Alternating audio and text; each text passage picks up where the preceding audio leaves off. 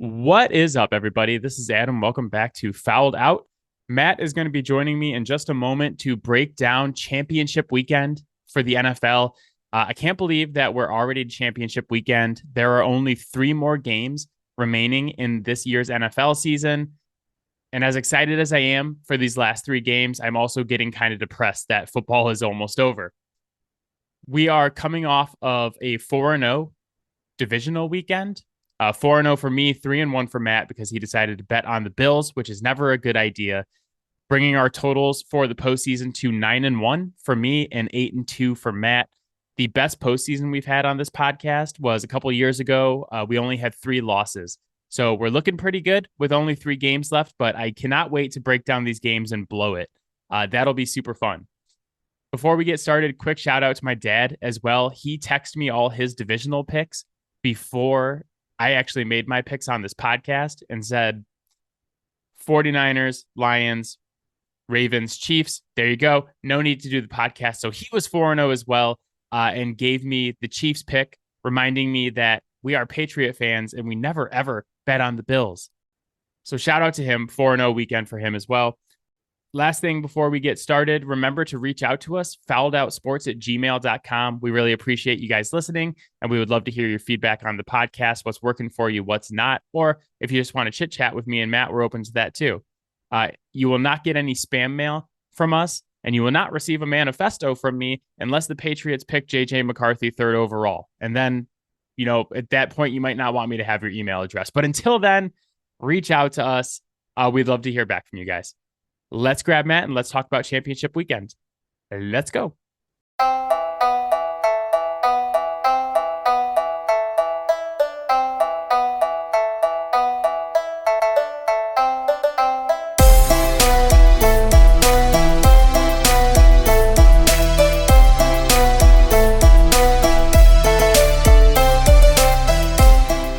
All right, we are back.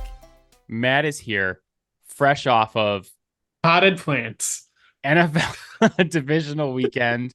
Ignore that comment from Matt. That has to do with the pre-show meeting and is none of your concern, listeners. This is a football podcast. Matt, we're at the AFC and NFC Championship. I was just saying in the opening that we only have 3 football games left this season. I am 9-1 in our playoff picks. You are 8-2. Well, first of all, the more undefeated I go since the Cowboys lost, the more pissed I get at the Cowboys because I've just hadn't missed that one, I would be 10-0 right now. Yeah. But also I feel like I've had a pretty good read on things because all of the bets we recommended have hit except for Houston covering last week. Yeah. They got absolutely schmeckeldorfed by the Ravens. So we were 3-1 in bets last week. I think we were 5-1 the week before that. So the bets have done good. The picks have done really good. And I feel like I have a good read on what's going to happen next. But that's also kind of the beautiful thing about football is that anything could happen. It can be a little bit cheesy, but the phrase any given Sunday is there for a fucking reason. It is, you got a totally different team from one week to the next. And it's about which team spends that 7-day period getting ready and is more efficient with it. Coincidentally, Any Given Sunday, also a fantastic movie. Yep. His name's Willie Beeman. Before we go on to breaking down the AFC and NFC Championship game, I wanted to take a quick look back at divisional weekend because I had 2 big takeaways. One is that I really feel like this is the Ravens Super Bowl to lose. All year, they've been the most consistent, the most dominant team. They've absolutely schmeckeldorfed every good team they've played. They beat the Lions 38-6. They beat San Francisco 33-19, Miami 56-19. They just beat Houston 34-10 in the divisional round. And the list goes on. There are more. There's Seattle and they lost one game to Cleveland, but the other one, they beat Cleveland pretty bad.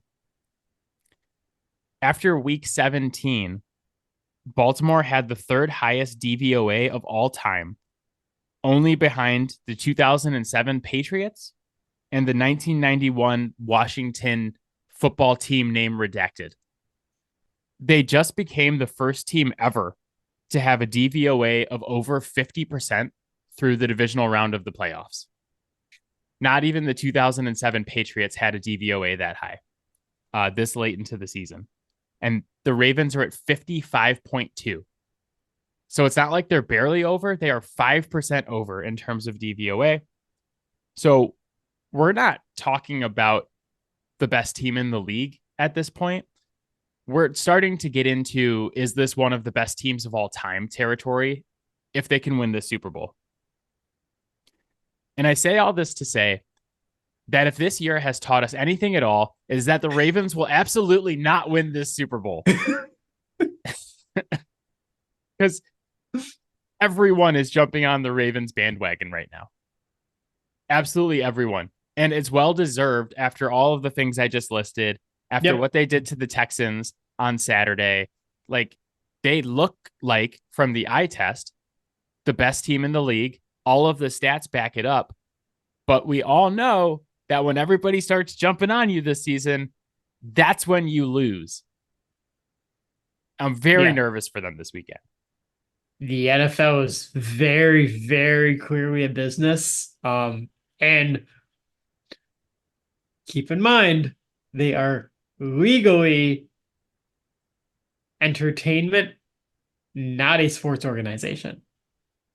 Legally, which means they're literally allowed to fix games. Like, they're considered the same as WWE. I was going to say, do you know who started that whole we're not a sports organization, we're an entertainment business? Fucking Vince McMahon, baby. Yep. What do you think the NFL really, really, really, really, really wants at the Super Bowl? Taylor Swift. So I've heard this theory quite a bit now. Can I just poke a hole in it real quick for you and the listeners? The NFL doesn't need Taylor Swift at the Super Bowl. The Super Bowl is the most watched television event of the year every single year. Millions and millions of people around the globe are going to watch the Super Bowl, even if it's like something stupid.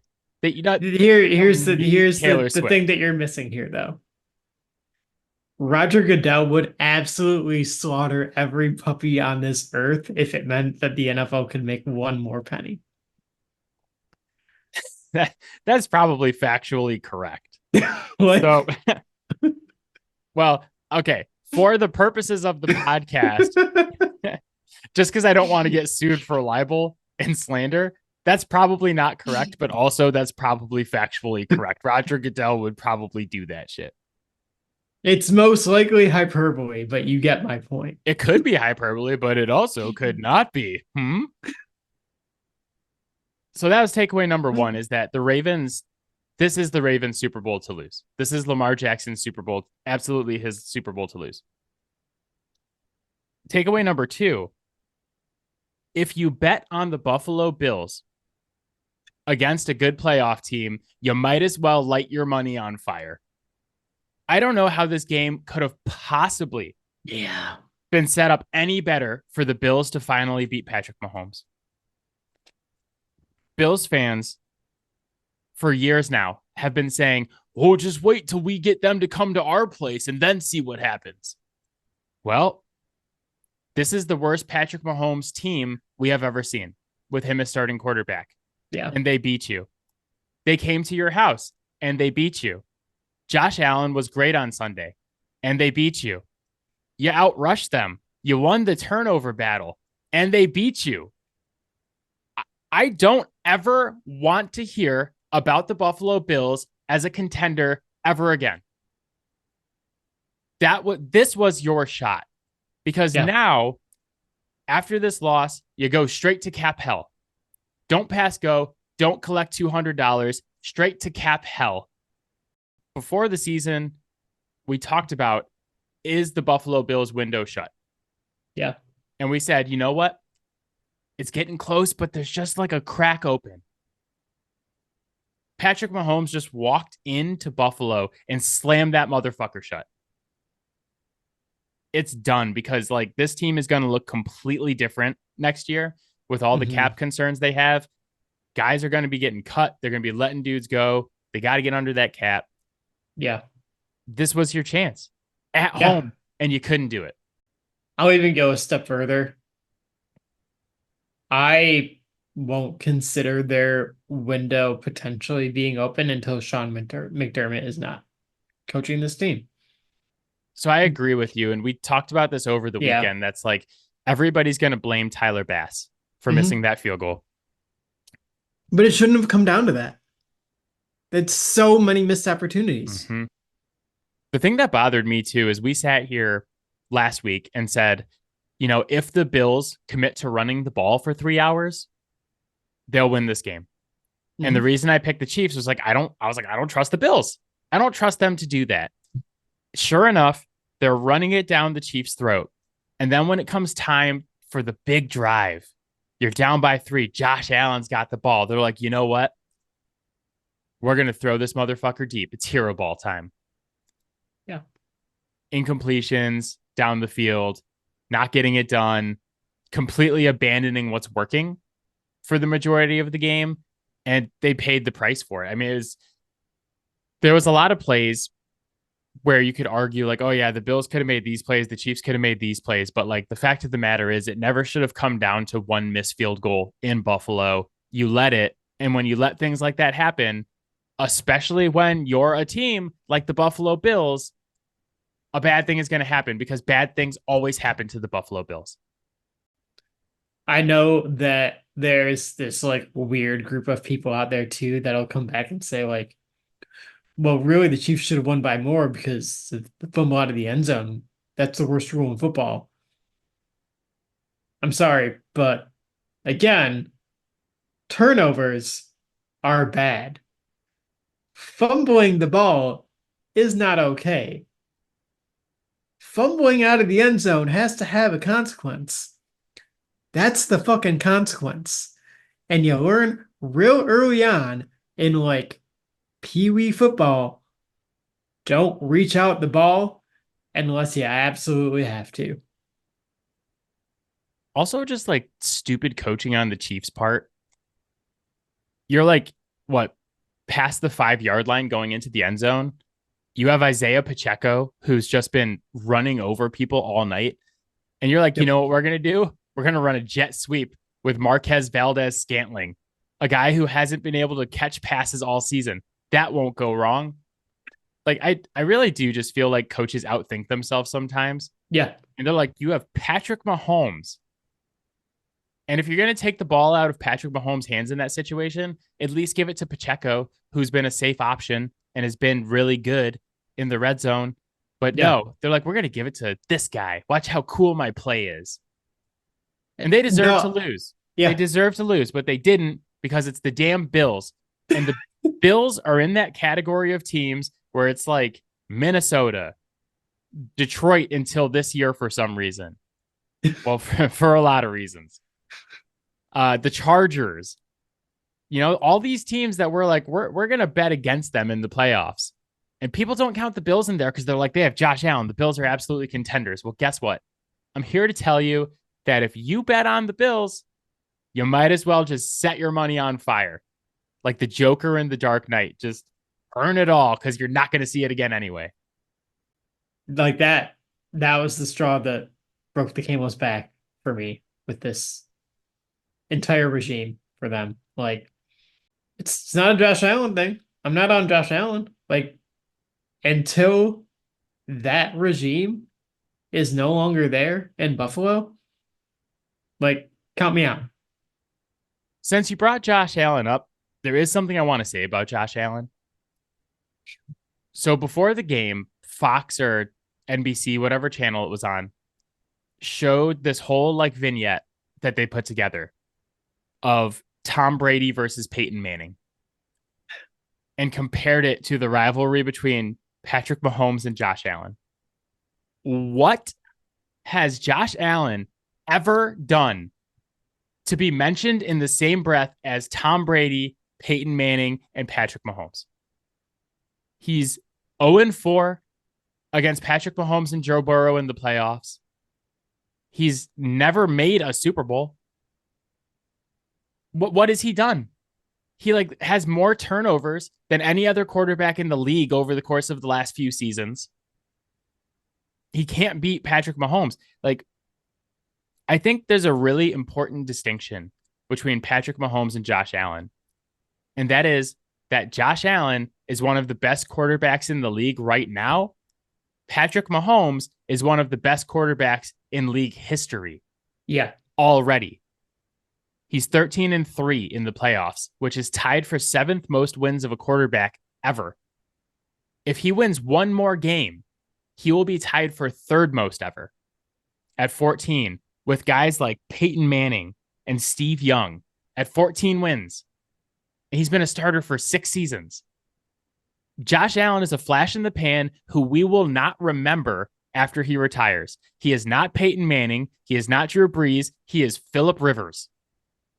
He's great in the regular season. He might win a couple playoff games. He's not going to win shit.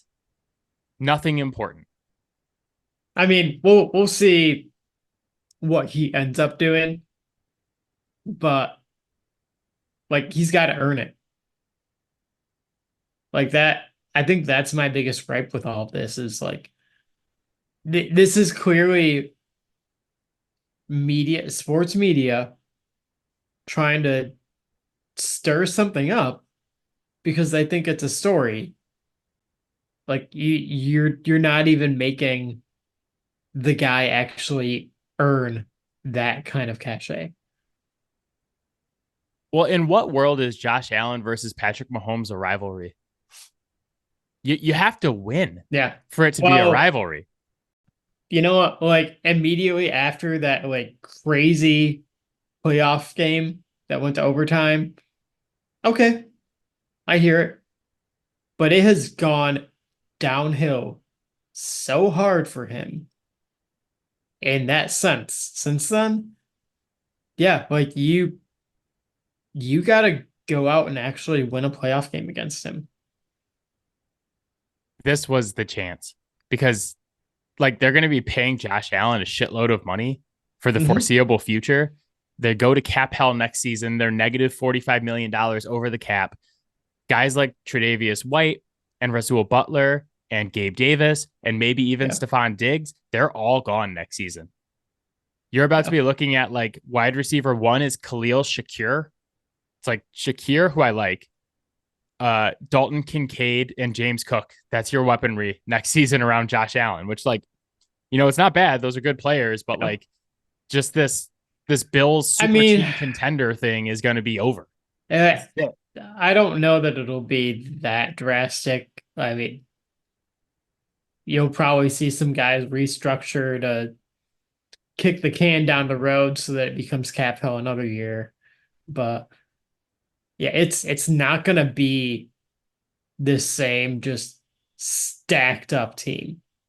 I'm being a little bit over dramatic purposely because I'm a Patriots fan and I want to explain to you why the Patriots are going to win the AFC East next season after only winning 3 games this year.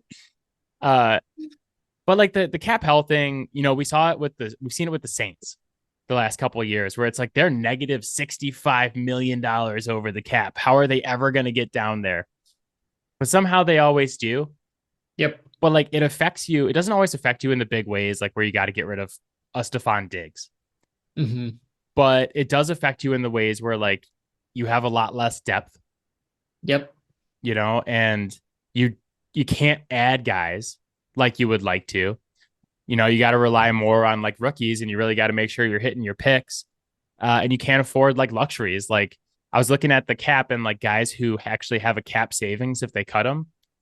And it's like Tre'Davious White, it's Rasul Douglas, who they just got. Like, but if you cut both those guys, you're super thin at corner now. Like it causes a lot of problems. But yeah, you're probably looking at EOM as your CB1, which I liked him a little bit coming out, but like I don't know that I'm ready for him to make that kind of jump. So before we move on to breaking down championship weekend, I just wanted to wrap this up by saying I just mentioned that Patrick Mahomes is now 13-3 in the playoffs, tied for seventh most wins all time. If he wins this week, or I'm sure he'll get we're not going to never see Patrick Mahomes get a playoff win again. But he can win this week and tie for third most all time with Peyton Manning and Steve Young at 14. Joe Montana would be next at 16. Yeah. That is second all time. And then Tom Brady with 35. It's the dumbest thing ever that number 2 is 16 and the number 1 is Tom Brady with more than double the amount of wins that Joe Montana had. Yeah. That's my GOAT. I mean, if anyone is saying anyone else is the GOAT, then you don't get to talk about football anymore. Period. I will give Patrick Mahomes all of his flowers, and I will tell you he's the best quarterback in the league. He's already one of the greats. Like, if he retired after this season, I would be like, yeah, Patrick Mahomes is one of the best quarterbacks of all time, and maybe the most talented one I ever watched. Yeah. But he's not the GOAT. You got to earn that.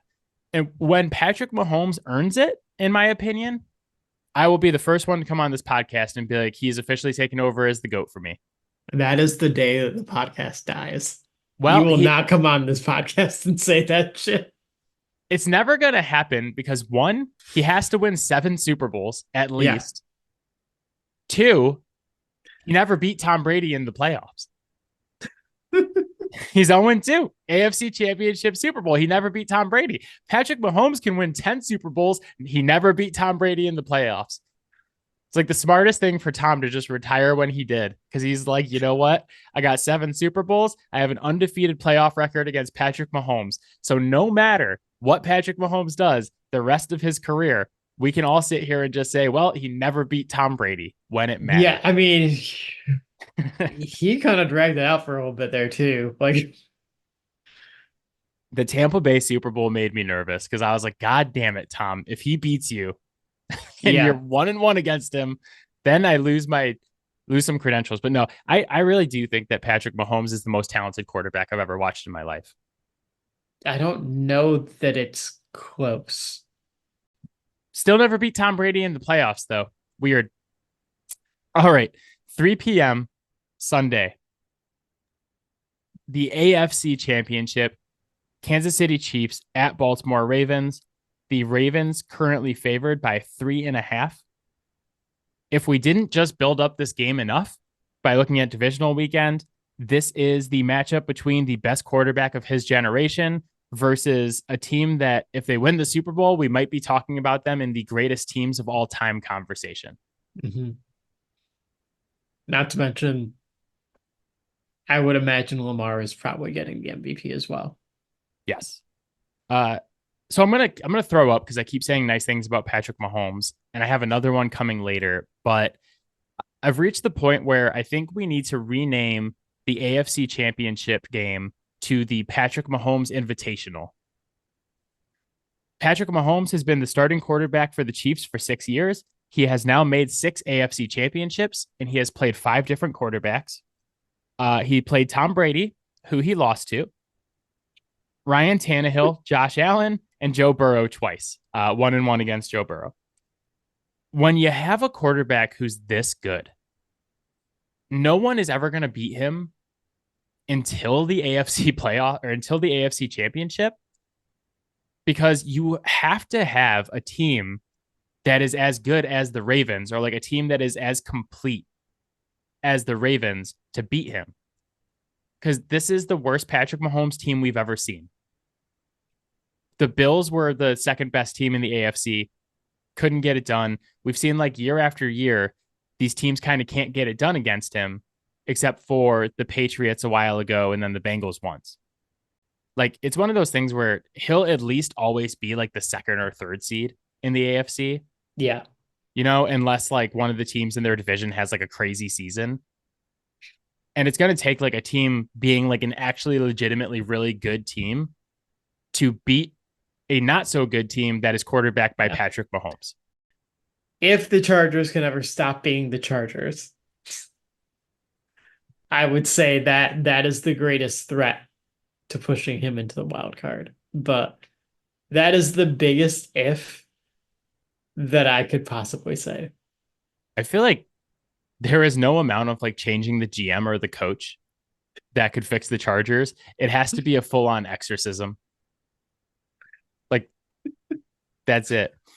No, but like you get what I'm saying though. It's like it was this way with Tom Brady. It's like even when the Patriots weren't like Patriot good, they were good. Yeah. And it took like really elite like Denver teams led by Peyton Manning or like really elite Colt Mhm. teams to take them out. And it's like if nobody was up to the challenge, the Patriots were going to go to the Super Bowl just by the virtue of having Tom Brady as their quarterback and being the Patriots. And I feel like it's that way for Patrick Mahomes with the AFC Championship at this point. Like I'm not ready to say that they're going to keep going to the Super Bowl over and over again. But what I will say is like how good of a team are they going to run into in the first two rounds of the playoffs if they're always the 2 or the 3 seed? Another thing to keep in mind here is that like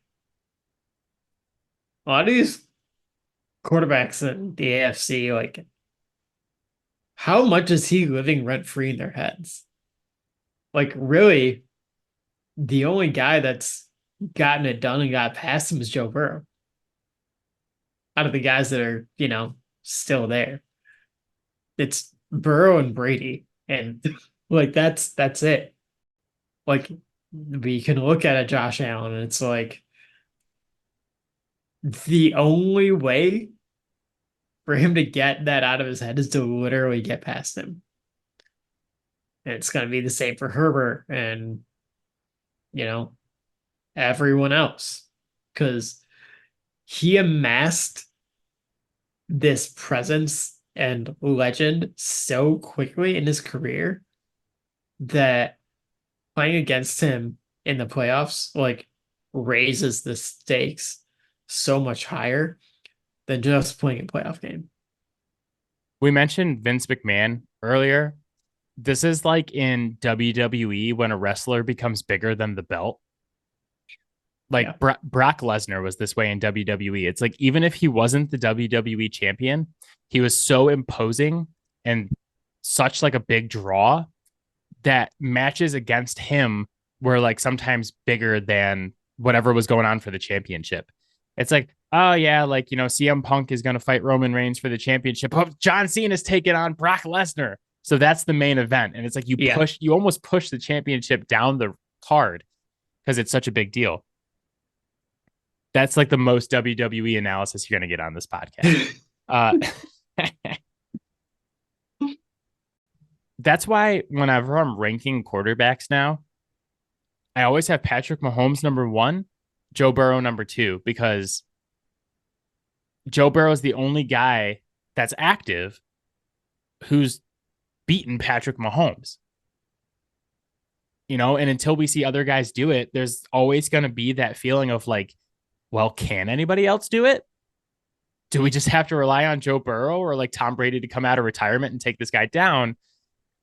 And we're going to really answer that question this weekend because Kansas City will never play a game where they don't have the quarterback advantage for the next 10 years. How old is he? He's like 28. So like, let's say 8 years, maybe even longer. 8 to 10 years, possibly longer, because who the fuck knows with this guy? God, I know. It's like, that's what they said about Tom Brady is they're like, 3 more years. And it's like 10 years later, more Super Bowls. Like, no, never.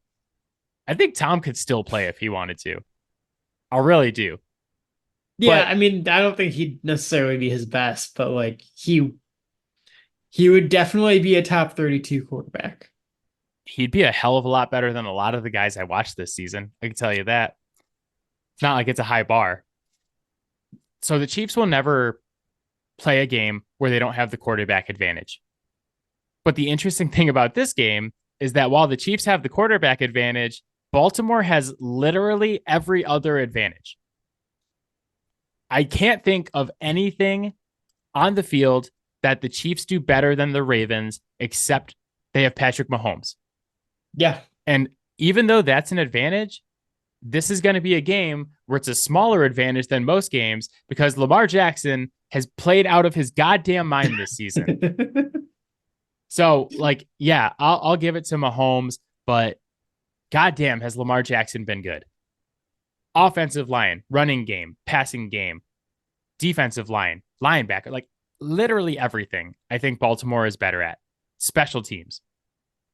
But is the advantage at quarterback enough to make that not matter on the road in like a really good home field advantage Baltimore crowd? They got their offense going a little bit last week against Buffalo, but by and large, like the Chiefs have been a team that have kind of relied on getting field goals. You're going to Baltimore, the hardest stadium in the NFL to kick in because of the way the wind swirls there. I thought you were going to say the hardest stadium in the NFL to play in. And I was going to be like, no, no, no. That stadium is in Detroit. Yeah. That is the hardest place to play. Holy shit. We'll talk about Yeah. them in a minute. But yeah, no, I agree. The Yeah. kicking game is pretty crazy. Yeah. So, like, all right. Yeah, you can't necessarily rely upon that. And oh yeah, the other team's kicker is Justin Tucker, and he does that 8 to 9 times a year. So like he's used to it. Well, this is the thing. It's like, usually we would look at the Chiefs and be like, oh, yeah, they got an advantage at quarterback. They got an advantage in the kicking game. You don't have that now either.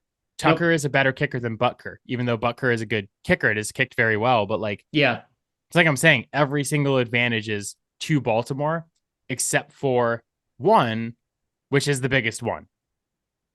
Yeah. Yeah. I mean, it's super important. But I mean, I think we also have to look at too, Baltimore, like defensively this year, they've done a lot of different things really well. And they've done things differently in different games. I think what that shows me too is that while Patrick Mahomes certainly creates unique problems that you just don't worry about as much with other quarterbacks, this is the defense among defenses that you're going to bet to be able to handle that better than others. Kind of what it reminds me of is the Buccaneers Super Bowl that the Chiefs played in. Yeah. It didn't matter what Patrick Mahomes did because nobody could get open. Yeah. And now you don't have a game breaker like Tyreek. And while Travis Kelce's been good, he's lost a step. And I watched that Ravens and Houston game last week, and it's just like, wow. Not only are they getting a shitload of pressure on CJ Stroud, but nobody is open. Yeah. For a lot of plays. Like there was a couple plays where like Dalton Schultz got like open behind the defense and stuff. Mm-hmm. And I know that KC's offensive line is a lot better than Houston's, but I haven't seen a defense play suffocating football like that in a while. Yeah. Like they absolutely schmeckledorfed Houston the other day. There's no other word for it. Houston had 213 yards of offense, and the offense didn't score. They got a field goal, and they got a punt return touchdown to get to 10. Of all the edges, the one that stands out the most to me is that the Chiefs, like I said last week, were the number 2 or number 3 defense in the entire league this season. But they were 16th against the run. They allowed 182 rushing yards to the Bills. I firmly believe that if the Bills would have run the ball for 3 hours, they would have won that football game. Matt, do you know who's not going to have a problem running the ball for 3 hours on Sunday? I'm going to go with the Baltimore Ravens. You would be correct.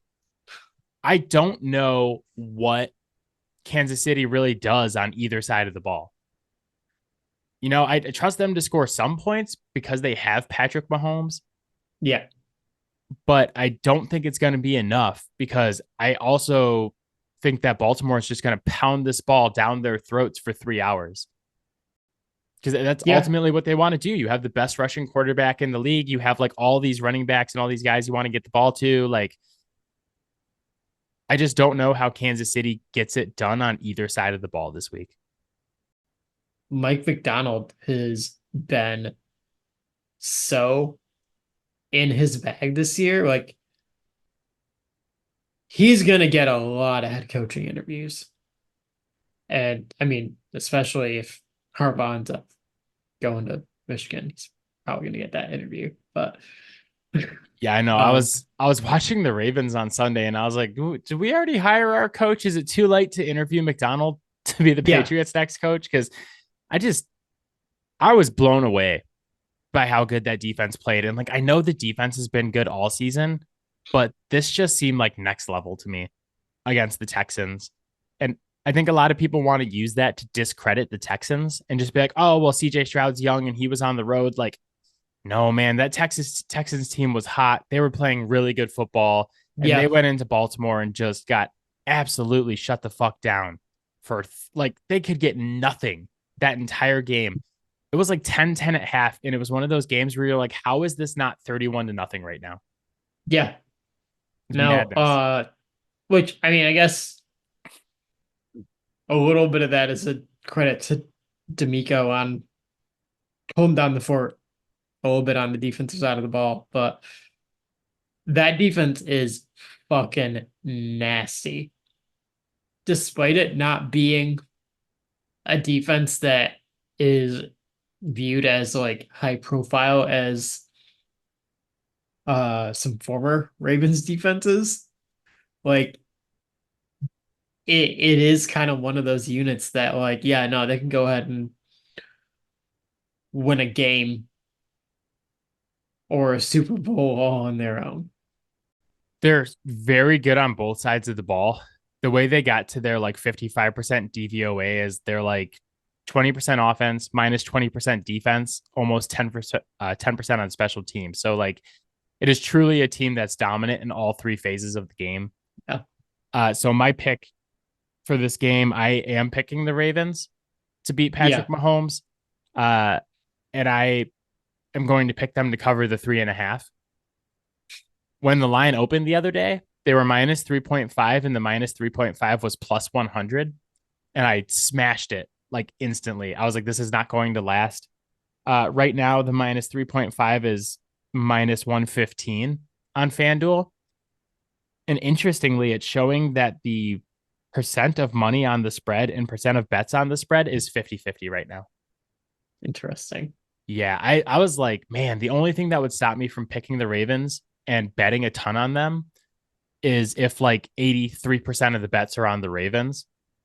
And that's kind of what I expected after I saw the line. But like I really think the Patrick Mahomes effect is in full effect and the Yep. Taylor Swift effect is in full effect, which makes it a good opportunity for us to make money by betting on the better team Yeah. at home. So I'm going Ravens. You're going Ravens. Absolutely. Yeah. I honestly, I kind of thought these lines this week were backwards because the next game we're going to talk about is 6:30 on Sunday, the NFC Championship, Lions at 49ers. It is currently 49ers by 7. And I looked at the lines and I was like, wait, how are the Ravens only favored by 3.5 and the 49ers are favored by 7? I expected it to be like Ravens by 7 and 49ers by like 4.5, maybe at home. Like if you would have predicted at the beginning of the season that the Lions were going to be in the NFC Championship this year and would have had a legit shot of making it to a Super Bowl, I would have called you a homer and I would have laughed at you. And that's precisely why I didn't say it. And yeah, but nobody is laughing now Yeah. because the Lions are in the NFC Championship and have a legit shot of making the Super Bowl. How does it feel after everything you've been through with this team? It still doesn't feel real. It really doesn't. What is this shit? I know. I can imagine because I told you this recently, but after the Kings clinched a playoff spot for the first time in like however many seasons last year, every morning when I woke up, I would check the NBA standings to make sure they still had the little clinch star next to their names because I was like, they're going to take You this sure away. there weren't any stat corrections? I was like, they're going to take this away from us somehow. This can't be real. And we got knocked out the first round of the playoffs by the Warriors. I can't imagine like making it to the Western Conference Finals. Like this is above and beyond, I think, anything that we've seen in Yeah. sports in like quite some time. This kind of turnaround so quickly. Yeah. Like, as much as it doesn't feel real and like it's all surreal and all that, like what I saw in the back half of last year, that was enough for me to believe this was possible. And I told you, like, I had to pump the brakes a little bit preseason to cap my win range at 12. Realistically, they should have won more than 12. Yes, there are more talented teams than this. There are better rosters, in terms of the way they're constructed and all that stuff, whatever. But like just in terms of teams that go out every week, 9 times out of 10 with a great game plan and the players execute it, no other team other than the Ravens seems to do that. Like not with the consistency that this team is doing right now. Seeing week after week to like the way that they respond in really high pressure situations, nothing has been off the table. Speaking of high pressure situations, just wanted to tell you that I almost shit my pants during the Lions and Buccaneers game last week because the line was Lions 6.5, and I had the Lions to cover. The Bucks are down 14. They score, and I'm like, okay, they're gonna kick this PAT. That's 7, still covering, and the Lions will get the ball and they're gonna run the ball out. They go for 2. I'm like, who the fuck goes for 2 on the first touchdown? And I'm like furiously sweating in my in-laws' living room now because we went up there to watch the game. I had just told my father-in-law, I was like, oh yeah, even if they score here, they're probably not coming back because it's like really hard and 14 points on the road, especially in Detroit, blah, blah, blah. And he's like, Adam, why are you so nervous all of a sudden? I thought you said they weren't going to come back. And I was just like, it's not about that anymore. It's about me losing money. But the Lions came through. I was very excited for that. So, but yeah, anyway, I'm really happy for you guys. I think you guys know if you listen to this podcast, I live in Metro Detroit. Matt's been one of my best friends for years. All of my other close friends are all Lions fans. My great fear with living in Metro Detroit now is that my son, who is almost 2 years old, is going to grow up not knowing the world where the Patriots were good and the Lions sucked. And he's going to be like, Dad, why are we Patriot fans? The Patriots suck. Dad, why are you Patriot fan? Yeah, he's going to be like a Lions fan. He's going to be like, your team sucks. And he's going to be like, why? My team's right down the road and they're awesome. Why would you root for that shitty team from Boston? I'm like, God damn it. You didn't know what it was like when I was in my 20s a long time ago. Oh yeah, when he's old enough to, be able to recall memories, I'm gonna start bringing him like Amon-Ra jerseys. And if the Patriots mess up this draft coming up, I'm getting him into like theater camp. He's never gonna like sports. I'm like, I'm not putting up with lions and tiger shit in my house. Not happening. Not like I have a beef with the city and I'm rooting for you guys here. But goddamn, if my son grows up thinking that the Lions are a better franchise than the Patriots, I'm not going to know what to do with myself. But that's where we're at. That's where we're at. It's a factual statement right now to say the Lions are a better franchise than the Patriots right now. Yeah, that they are. Back to the game, because I'm going to start crying if we talk about this too much longer. I did there are 2 San Francisco teams before the game last week. There's the team where they get ahead and they get to throw off play action and run the ball and they look like world beaters and they're awesome. And then there's the team we saw last week where they get behind, they got to come back, they got to pass a lot, and they got to throw a lot of like deeper drop passes, not 3 steps, not play action. And when we saw that team last week, Brock Purdy looked really shaky for a lot of that game. And part of me is like, is this just the Brock Purdy experience in the playoffs where it's going to be sloppy for large portions? It's going to be like kind of a roller coaster ride, but then he's that guy who makes the plays at the end of the game that win the game. Because that's what he did on Sunday. He was like 22 of 39, should have had a couple interceptions. Balls were flying all over the place. But then when it came nut crunching time, he made the plays. He took them down the field and they won the football game. And I'm going to say the same thing about this game that I said about the Green Bay game last week. If the Lions can stop the run, make Brock Purdy into a pocket passer, not let the San Francisco offense do the things they want to do, the Lions can absolutely win this football game and go to the Super Bowl. No question in my mind. And it's kind of interesting how they match up with San Francisco, because the Lions running defense is going to be probably the best or second best run defense San Francisco's played against this entire season. Yep. Because they're the second best run defense in the entire league. Just trying to remember if San Francisco played Chicago or not and when they played them. And the thing that's really hurt the Lions in the playoffs so far is these number one outside receivers. Like Puka Nacua goes for 181. Evans had 145 and a touchdown last week. But San Francisco doesn't really have the guy that's going to be able to hurt them in the ways that those two guys did. Yeah. Like where they just line up on the outside and can just ball. Like whether or not it's off play action. Brandon Ayuk, good, not great. Debo, don't even know if he's going to play. And when he does play, he's great at what he does, but what he does is very unique, and I wouldn't necessarily call it specifically an alpha wide receiver. This is the thing. Like, I really feel like this game is a coin flip. Because, like, on one side, it's like, is San Francisco going to be able to establish their running game with Christian McCaffrey against this Lions run D?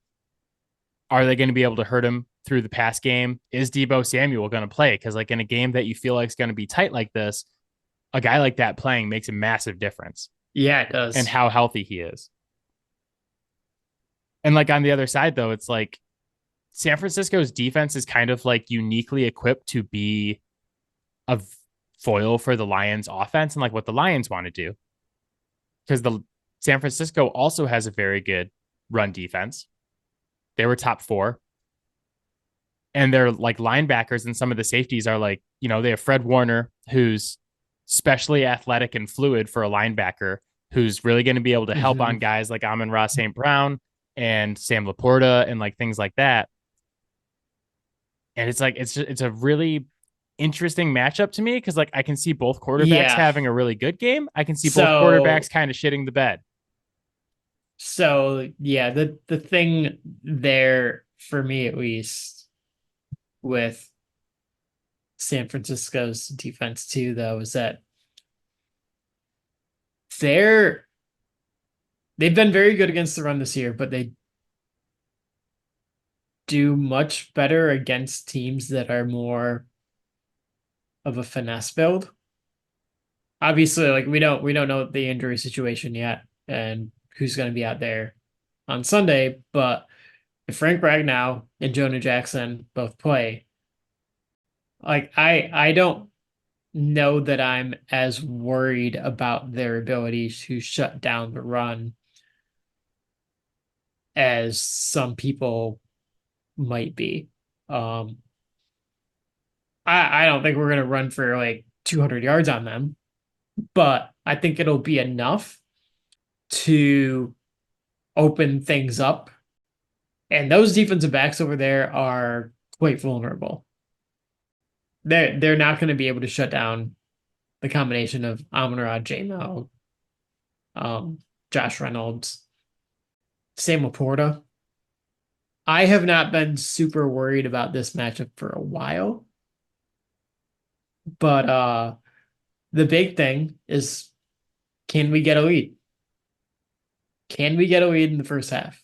If we get a lead in the first half, like this is not a 49ers team that has been able to show that they can handle it. I kind of see the script for how both of these teams win this game. Mm-hmm. And this is why I'm kind of like, yeah, to me, it's kind of like a coin flip right now. If it was in Detroit, I think I'd be leaning heavily towards Detroit. I'm looking at Jared Goff's home and road splits. It's not that big of a difference. I mean, he's obviously worse on the road, but he doesn't do great in the weather. Yeah, but neither does Purdy. But neither does Purdy. Yeah, so, man, like if it rains next week, I'm just like not picking this game at all because I'm like, man, both these guys with their tiny little hands in the rain, I can't do it. Bird law.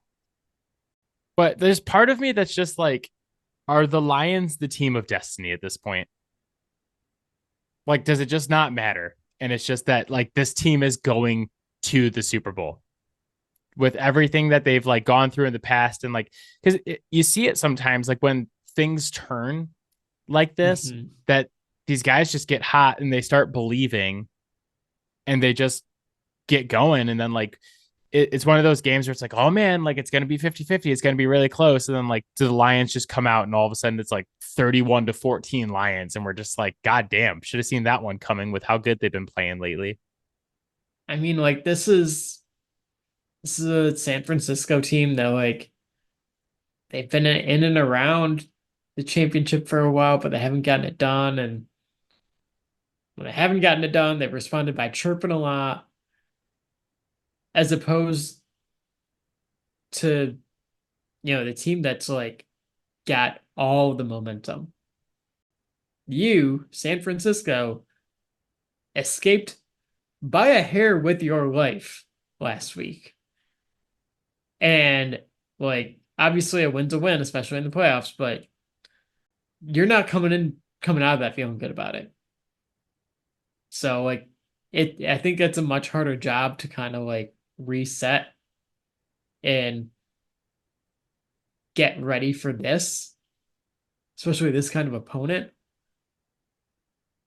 who I think we all can agree is definitively a better opponent than the one that you just barely escaped.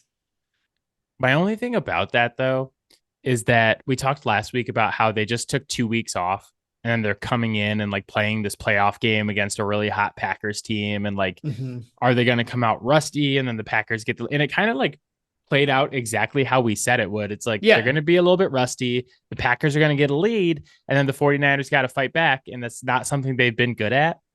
Yeah. The 49ers have been the best team in the NFC for pretty much the whole season. I mean, DVOA will tell you that. The majority of their schedule will tell you that.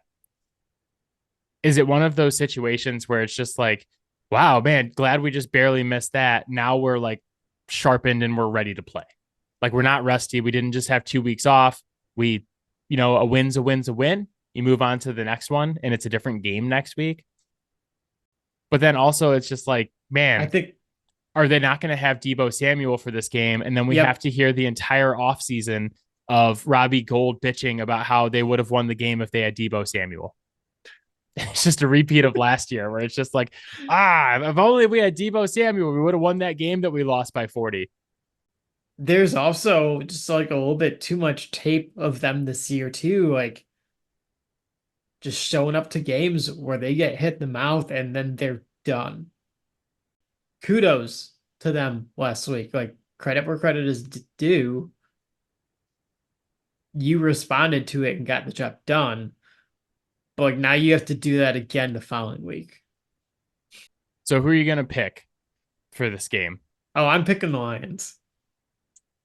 I figured. So like I mentioned earlier in the podcast, I'm 9-1 in our picks. You're 8-2. So it'd be super easy for me to just pick all the same teams as you. But I'm going to be a sporting person and I'm going to pick San Francisco to beat the Lions. I think it's been a really good story and I'm rooting for you guys. But I think San Francisco is really good and that a lot of people have forgotten that, and that what the season has taught us is that when everybody's on your bandwagon is when you lose.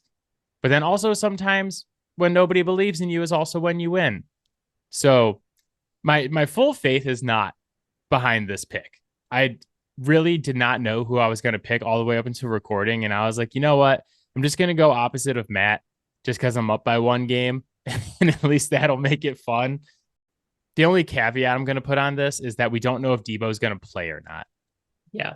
I'm going to assume he's going to play because he's a tough son of a bitch and it's the NFC Championship. So I'll take San Francisco, but I already bet on the Lions to cover +7. An aspect here that I'm factoring too is even if Debo does play, he's not going to be 100%. And how many hits can he take before, whatever they've injected him with to deal with the pain starts to wear off a little bit. So I don't know. We'll see. Yeah, I might change my pick later this week, but the other thing is that currently 72% of the bets on the spread are on the Lions to cover the 7. And that's never a spot I like to be in with the public. It rubs me the wrong way. So, you have Ravens and Lions Super Bowl. I have Ravens and 49ers. I read earlier this week, the Score, the sports app that I like to use to look at scores, had an article that said, like, what is the best Super Bowl matchup? Like, what's the best Super Bowl narrative going into the game? And they had like Lions, Ravens last, and then like Lions, Chiefs third. And I was like, no, there is no narrative of the Super Bowl that is not better for having the Lions in it and having this story keep going. So I know I'm picking against you. And I'm just going to keep pissing Lions fans off, apparently, because they fucking came for me last week in numbers. So I just want to say, for the Lions fans listening to this, I don't hate the Lions. And like, you look at my FanDuel like year recap for 2023, it tells you what team you bet on the most.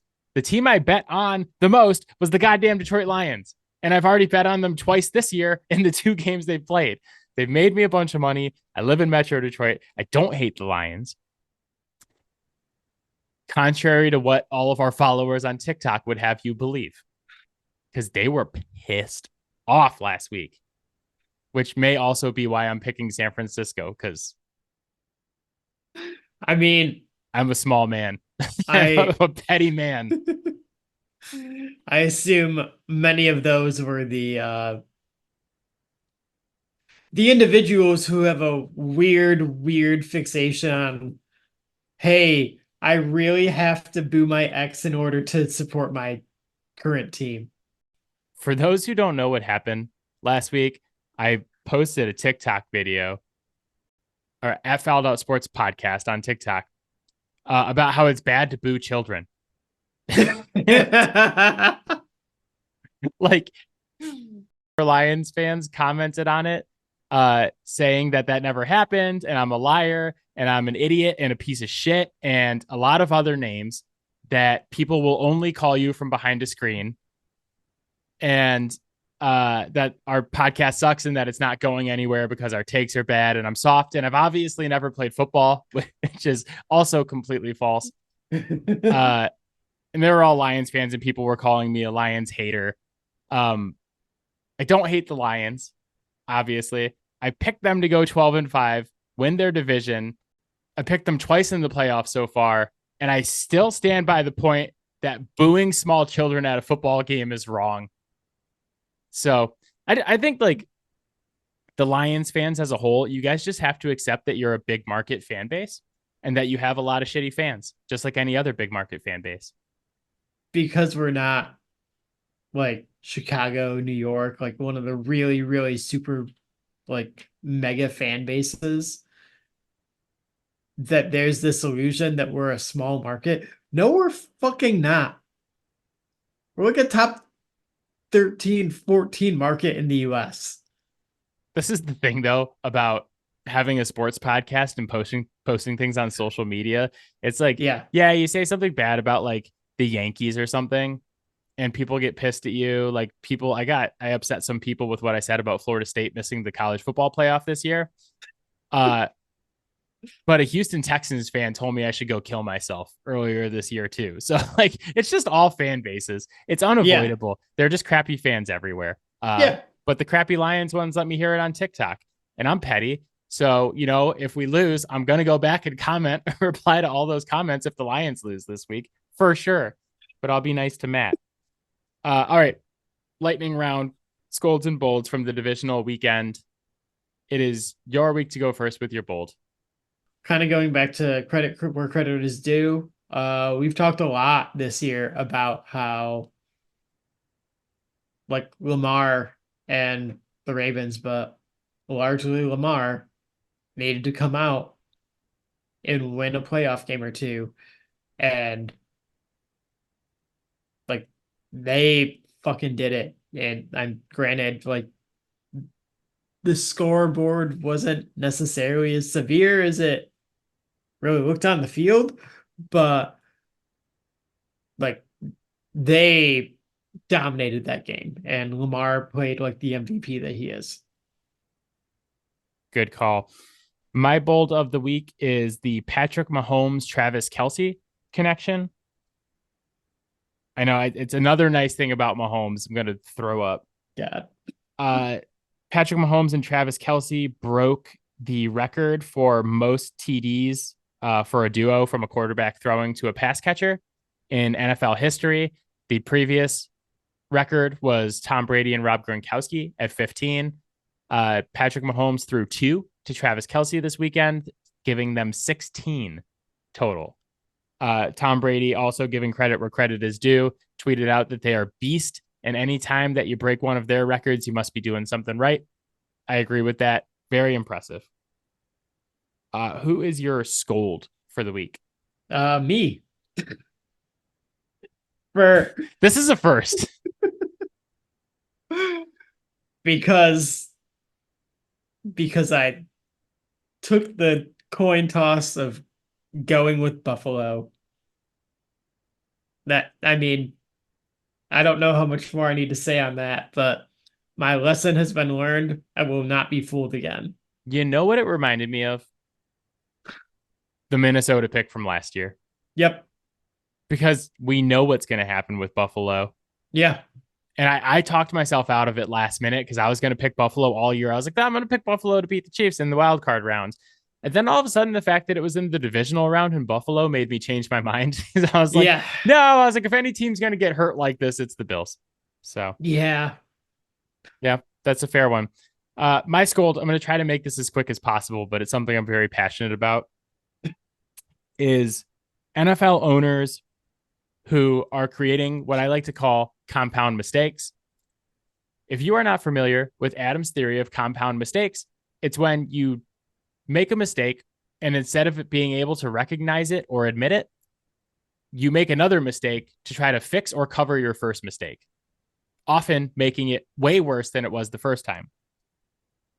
This is one of the core tenets of like how I live my life, is when I mess up, because I do mess up and I do it a lot, is I fix it.